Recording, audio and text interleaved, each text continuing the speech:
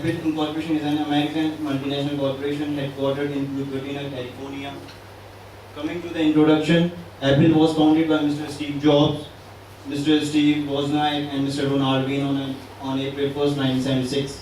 It was incorporated as Apple Computer Incorporation on January 3rd, 1977. It was renamed as Apple Incorporation on January 9, 2007 after providing 30 years of continuous services. Apple is the world's second largest information technology company by revenue after Samsung Electronics.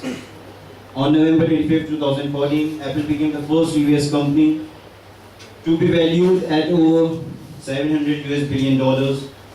Now coming to the products and services, Apple, we all are familiar about the products and services of Apple which are prevalent throughout the world.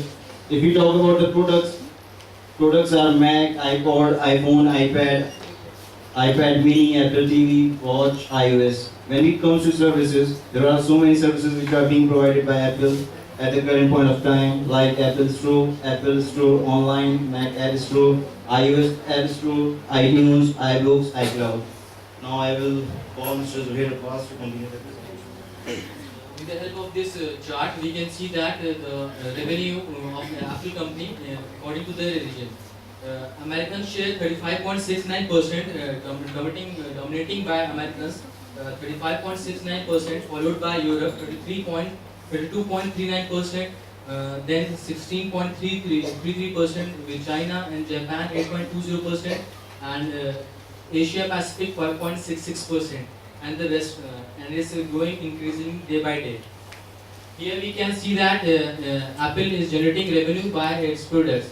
A large number of revenue is coming from iPhone, which includes 25.18% of the revenue, followed by 11.28% of laptop, 8.27% of iPod, and 6.2% of desktop, and then iPad. Coming to the SWOT analysis of the company, we can say that their strengths are brand equity and innovation. Their customer loyalty and amazing software and OS, which is easy to use and fast in service. And the last is design consistency. It is always have a brilliant design in it. Over to. Now I will tell you the weaknesses of this brand. First is high prices of its products, restrictions on the phone, no Bluetooth, no expandable memory, and non-removable battery, no changing different models, and of course no Steve Jobs anymore, and lack of services centers in Asian countries.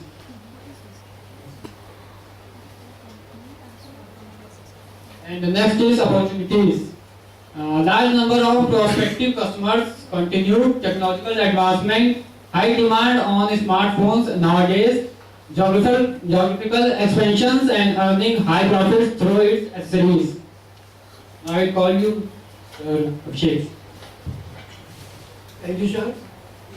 Now we will talk about some threats. As we all know that Android market is the strongest market these days, and there are many competitors in the market. There is the biggest problem with Apple is there is a lack of innovations from last few years. Their models are basically same with that format. They are not changing it too much, and people want Apple phone, but they don't want to invest so much of money on a product like Apple.